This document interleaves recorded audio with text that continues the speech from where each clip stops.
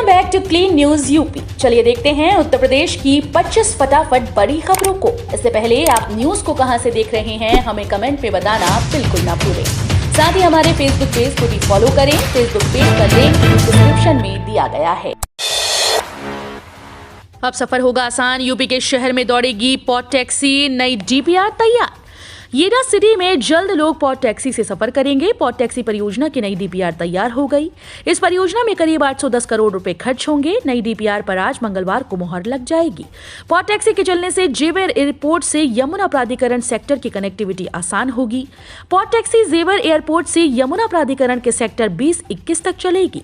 अब track 12 kilometre का होगा और इसमें 12 स्टेशन होंगे। इसका किराया 8 रुपए प्रति किलोमीटर होगा। एक टैक्सी में 8 लोग बैठकर और 13 लोग खड़े होकर जा सकेंगे। ये टैक्सी हर आधे घंटे में उपलब्ध होगी। अब थोड़ा ट्रैफिक रूल तो कटेगा 2 लाख रुपए का चालान। जानिए नया नियम। अब वाहन चलाते वक्त नियमों के उल्लंघन पर 2 लाख रुपए का चालान भी कट सकता है। जी हां, नए मोटर व्हीकल एक्ट में कुछ ऐसे नियम हैं जिससे ट्रैफिक रूल के उल्लंघन पर आपकी जेब को खासी चपत लग सकती है। इस नए नियम के मुताबिक ओवरलोडिंग का 5,000 रुपए, रजिस्ट्रेशन सर्टिफिकेट नहीं होने पर 10,000 रुपए चालान कट सकता है। यही नहीं, फिटनेस नहीं होने पर 10,000 रुपए, परमिट वायलेशन के लिए 10,000 रुपए, जबकि इंश्योरेंस न होने पर 4,000 रुपए आपसे वसूले जा सकते हैं। बढ़ेंगी सुविधाएं। लखनऊ के हॉस्पिटल्स के आईसीयू, वेंटिलेटर और इन उपकरणों से होंगे लैस। अब बलरामपुर अस्पताल और लोक बंधु अस्पताल की इमरजेंसी में गंभीर मरीजों के लिए वेंटिलेटर लगेंगे। यहां क्रमशः 5 और 4 बेड के आईसीयू वार्ड बनेंगे। स्वास्थ्य विभाग की मंजूरी के बाद अस्पताल प्रशासन ने तैयारियां शुरू कर दी हैं। आईसीयू वार्ड ऑक्सीजन सपोर्ट और वेंटिलेटर से लेकर अन्य जरूरी जीवन रक्षक उपकरण लगाए जाएंगे। इमरजेंसी मेडिसिन और क्रिटिकल केयर मेडिसिन के विशेषज्ञ मौजूद रहेंगे। राजधानी के सरकारी अस्पतालों की इमरजेंसी में पहली बार वेंटिलेटर से लैस आईसीयू होगा। अब डॉक्टर और स्वास्थ्य कर्मियों को मिलेगी ऑनलाइन छुट्टी। करना होगा आवेदन। लखनऊ केजीएमयू में अब डॉक्टर व स्वास्थ्य कर्मियों को ऑनलाइन छुट्टी मिलेगी। बिना जानकारी के नदारद होने वाले डॉक्टर और कर्मचारियों के खिलाफ केजीएमयू प्रशासन कार्रवाई करेगा। यहां छुट्टी की प्रक्रिया ऑनलाइन कर दी गई है। किसी भी डॉक्टर को अगर छुट्टी लेनी है तो वो मानव संपदा पोर्टल पर पहले आवेदन करेगा। मंजूरी मिलने के बाद ही अवकाश पर जा सकेगा। डॉक्टर्स की छुट्टी केजीएमयू के वीसी मंजूर करेंगे, जबकि सीएल की मंजूरी की जिम्मेदारी विभाग के अध्यक्षों को दी गई है। कर्मचारियों के लिए भी जल्द ही यही व्यवस्था लागू होगी। सभी की लॉग इन आईडी बनाई जाएगी और उनकी छुट्टी रजिस्ट्रार अप्रूव करेंगे। 48 लाख से अधिक किसानों की लटकी है दिसंबर और मार्च की किस्त। पंजाब, उत्तराखंड, उत्तर प्रदेश समेत 5 राज्यों में हो रही विधानसभा चुनाव के बीच पीएम किसान के दिसंबर मार्च की किस्त का आना जारी है। इसके बावजूद अभी 48 लाख से अधिक किसानों को 2,000 रुपए की किस्त का इंतजार है। पीएम किसान पोर्टल पर दिए गए 21 फरवरी के आंकड़ों के मुताबिक कुल 12.49 करोड़ किसान रजिस्टर्ड हैं। जिन किसानों का एफटीओ जनरेट हुआ उनमें से 27.03 लाख से अधिक किसानों का पेमेंट रिस्पॉन्स पेंडिंग है और 21.67 लाख किसानों के खातों में रकम पहुंची ही नहीं। यानी सरकार ने 10वीं किस्त का पैसा तो भेजा, लेकिन तकनीकी कारणों से पेमेंट फेल हो गया। यमुना एक्सप्रेसवे के किनारे बनेगा मेडिकल डिवाइस पार्क। विदेश में भी किया जाएगा प्रचार प्रसार। ग्रेटर नोएडा में Yamuna expressway industrial development authority ने अपने dream project medical device park के निर्माण कार्य को शुरू करने की कवायद तेज कर दी। ये पहली बार होगा जब यमुना प्राधिकरण अपने किसी प्रोजेक्ट पर प्रसार विदेशों में भी करेगा। इसके साथ ही मेडिकल डिवाइस पार्क का प्रचार देश भर की सड़कों पर किया जाएगा। बता दें कि मेडिकल डिवाइस पार्क का निर्माण यमुना एक्सप्रेसवे के किनारे किया जाएगा। प्राधिकरण की 72वीं बोर्ड बैठक में इसका फैसला हो चुका है। इसके साथ ही इस योजना की डीपीआर को केंद्र सरकार की तरफ से हरी झंडी भी मिल चुकी है। बस थोड़ा इंतजार। मौसम का नया अलर्ट। यूपी के कई जिलों में होगी झमाझम बारिश। यूपी में मौसम का मिजाज बदला हुआ है। मौसम साफ है और तापमान भी बढ़ा हुआ है, पर अब यहां दिन ज्यादा समय तक नहीं ठहरने वाले। मौसम विभाग का अलर्ट है कि सिर्फ 8 दिन बाद फरवरी के खत्म होते ही यूपी में झमाझम बारिश की संभावना है। इस वक्त तो पश्चिमी विक्षोभ कुछ कमजोर पड़ गया, जिस वजह से मौसम गर्म है, पर एक सप्ताह के इंतजार के बाद पश्चिमी विक्षोभ फिर से सक्रिय होगा और यूपी के कई जिलों को बारिश से भिगो देगा। मौसम विज्ञानियों का कहना है कि होली में जमकर बारिश होने के आसार नजर आ रहे हैं। राजधानी लखनऊ में मौसम की चाल बदल गई। धूप के बावजूद तेज हवाओं ने पारा गिरा दिया है।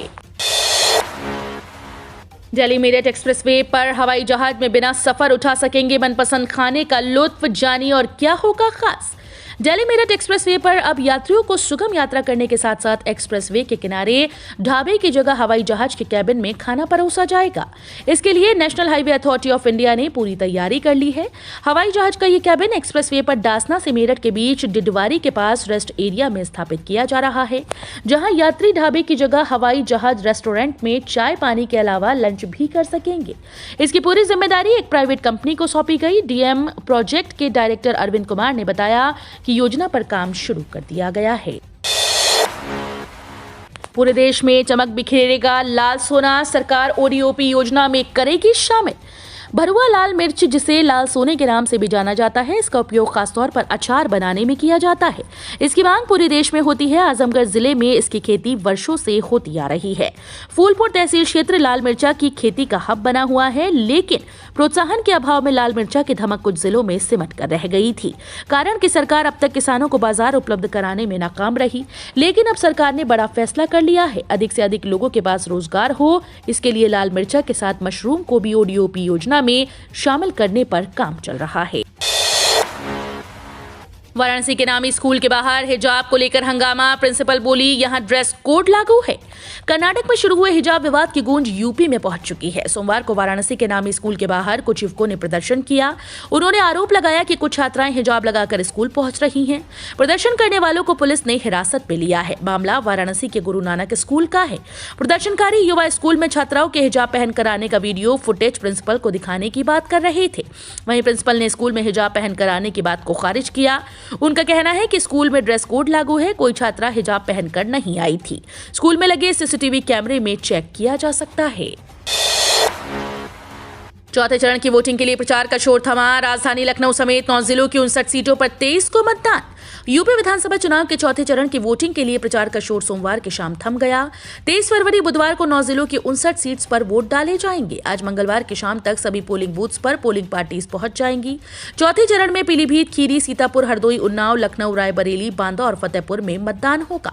पहले 3 चरणों में पश्चिमी उत्तर प्रदेश और बुंदेलखंड में चुनाव के बाद अब मतदान की प्रक्रिया चौथे चरण में अवध क्षेत्र से होते हुए 5वें चरण में पूर्वांचल के इलाकों में दस्तक देगी। अमित शाह बोले, सपा बसपा शासन में उत्तर प्रदेश था टेरर हॉटस्पॉट। गृह मंत्री अमित शाह बाराबंकी सदर विधानसभा क्षेत्र में देवा मेला मैदान में चुनावी जनसभा में सपा बसपा व कांग्रेस पर हमलावर रहे। उन्होंने कहा कि सपा बसपा के शासन में उत्तर प्रदेश टेरर हॉटस्पॉट के रूप में जाना जाता था। यहां से आतंकवादी पूरे देश में जाते थे। यूपी माफियाओं का कॉरिडोर था। देवा मेला मैदान में अपने निर्धारित समय से करीब 1 घंटा लेट पर पहुंचे गृह मंत्री अमित शाह ने बाराबंकी की भाजपा प्रत्याशी को जिताने की अपील करते हुए जनता से पूछा कि पहले 3 चरणों में हुए मतदान का परिणाम जानना है क्या। जनता ने हाँ कहा तो बोले कि 3 चरणों में सपा बसपा का सुपड़ा साफ हो चुका है। कांग्रेस दूर दूर तक दिखाई नहीं दे रही। भाजपा 300 से ज्यादा सीटें लेकर सरकार बनाने जा रही है। जिस साइकिल का इस्तेमाल आतंकियों ने किया उसे पंक्चर कर दें। यूपी में तीसरे चरण के मतदान को खत्म होने के साथ ही सियासी दलों के दिग्गज स्टार प्रचारकों ने चौथे और 5वें चरण के मतदान के लिए ताकत झोंक दी। कुछ देर में चौथे चरण के प्रचार का शोर भी थम जाएगा। इससे पहले सीएम योगी ने सपा पर बड़ा हमला किया। योगी ने कहा कि जिस साइकिल का इस्तेमाल आतंकवाद के लिए किया जाता हो, उस साइकिल को हमेशा के लिए पंक्चर किया जाना चाहिए कि नहीं। इस चरण में योगी सरकार के 2 मंत्रियों के अलावा 2 केंद्रीय मंत्रियों की भी प्रतिष्ठा दांव पर लगी है। बीजेपी वाले ध्यान दें, उनके परिवार के बारे में मैं नहीं बोलता। मुलायम को लेकर तंज पर अखिलेश ने कुछ यूं किया पलटवार।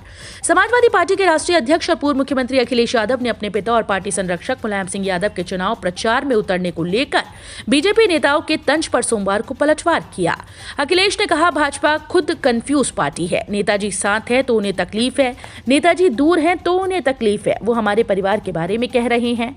उन्हें मुझे धन्यवाद देना चाहिए कि मैं उनके परिवार के बारे में कुछ नहीं कह रहा हूं। अखिलेश ने रायबरेली में कहा कि मैंने किसी के परिवार के बारे में एक शब्द नहीं कहा, क्योंकि ये चुनाव बेरोजगारी और महंगाई जैसी समस्याओं को दूर करने के लिए हो रहा है। 16 पंप और ड्रायर लगाने पर 70% तक की मिलेगी सब्सिडी। ये लोग उठाएं लाभ। किसानों के लिए तमाम योजनाएं चलाई जा रही हैं ताकि कृषि क्षेत्र की लागत कम की जा सके और किसानों की आय में बढ़ोतरी की जा सके, जिसके लिए केंद्र व राज्य सरकार लगातार प्रयास कर रही है। सरकार ने किसानों के हित में सब्सिडी की योजनाएं भी लागू कर रखी हैं, जिससे सरकार का लक्ष्य है कि किसान खेतीबाड़ी के कार्यों को आसानी से और समय से तेजी से पूरा कर सके। इसी बात को ध्यान में रखते हुए कृषि विभाग द्वारा किसानों के लिए खास योजना लाई गई। इस योजना के तहत किसानों को सोलर पंप लगाने के लिए सब्सिडी प्रदान की जाएगी। राकेश टिकैत ने केंद्र पर लगाया वादा खिलाफी का आरोप। 9 दिसंबर के वादे पूरे नहीं होने पर बताया आगे का प्लान। भारतीय किसान यूनियन के नेता राकेश सिंह टिकैत ने केंद्र सरकार पर वादा खिलाफी का आरोप लगाते हुए अन्नदाताओं के हितों की रक्षा के लिए एक बार फिर से देश भर में जाने का ऐलान किया। टिकैत ने कहा कि आर्थिक मंदी और लॉकडाउन के बीच भी किसानों मजदूरों की मेहनत से कृषि उपज बढ़ी। सरकार को देश के किसानों का विश्वास नहीं तोड़ना चाहिए। सोमवार को कूप पर टिकैत ने लिखा, भारत सरकार ने 9 दिसंबर के पत्र में जो वादे किए थे वे पूरे नहीं किए। हम अन्नदाता के हितों की रक्षा हेतु देश भर में जाएंगे। खुले स्कूल 2 साल बाद मिले तो बदल गई काया। क्लासमेट हो गए लंबे, स्कूल भी खूब खाया।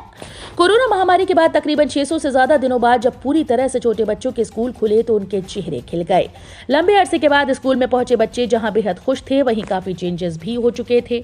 बच्चे अपने दोस्तों को देखकर काफी हैरान थे, क्योंकि तकरीबन सभी दोस्त काफी बदल चुके थे। कुछ लंबे हो गए थे तो कुछ पहले से मोटे दिखने लगे। काफी समय के बाद मिले दोस्तों ने आपस में खूब लंबी बातचीत की और अपने कोरोना काल के दिनों की यादों को साझा किया कि किस तरह उन्होंने अपने घर में दिन गुजारे। महज 25,000 की लागत में इस पेड़ को लगाएं, 5 साल में होगा 60 लाख का मुनाफा। आपने अक्सर सड़क किनारे सफेदा का पेड़ देखा होगा जो लंबा होता है। इसे इंग्लिश में यूकेलिप्टस कहा जाता है, जबकि भारत में सफेदा को गम और नीलगिरी के नाम से जाना जाता है। यूकेलिप्टस मुख्य रूप से ऑस्ट्रेलिया में उगाया जाता है, लेकिन ये भारत में भी काफी ज्यादा प्रचलित है। हालांकि भारत में सफेदा के पेड़ की खेती बहुत ही कम की जाती है, जिसकी वजह से ये पेड़ सड़क किनारे दिखाई देता है। लेकिन अगर आप चाहें तो सफेदा के पेड़ की खेती करके सालाना लाखों रुपए कमा सकते हैं, क्योंकि बाजार में इसकी लकड़ी काफी महंगी होती है। इस पेड़ की लकड़ी बहुत उपयोगी होती है, जिसका इस्तेमाल पेटियां, ईंधन, हार्डबोर्ड, फर्नीचर और पार्टिकल बोर्ड इत्यादि बनाने के लिए किया जाता है। तत्काल टिकट बुकिंग के लिए IRCTC ने जारी किया नया ऐप। कंफर्म टिकट के लिए ऐप से करें बुकिंग।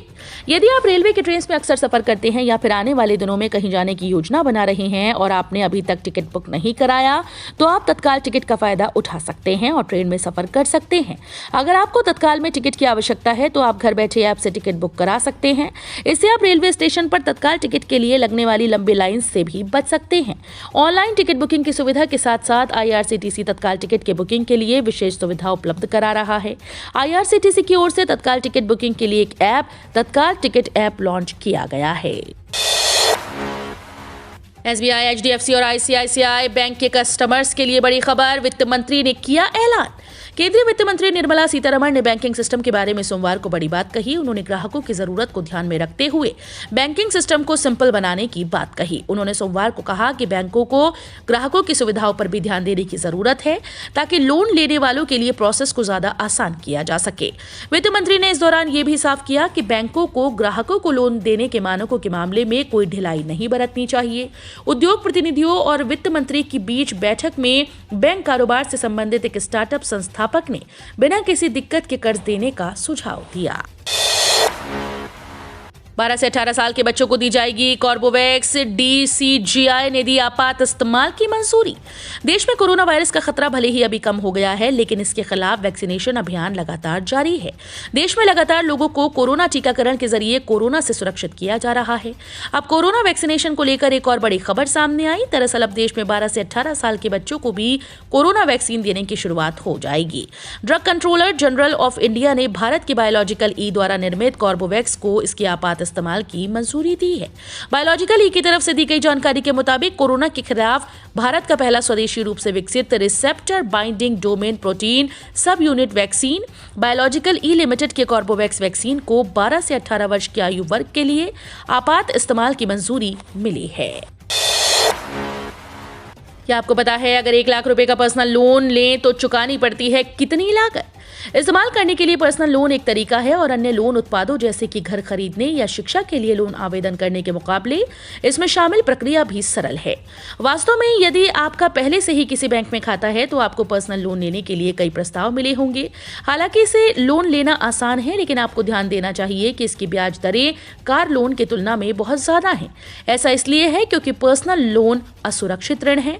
इसका मतलब है कि ऋण किसी भी संपत्ति के द्वारा समर्थित नहीं। आपको ऋण प्राप्त करने में सक्षम होने के लिए संपत्ति या सोने जैसी कोई संपत्ति रखने की आवश्यकता नहीं है।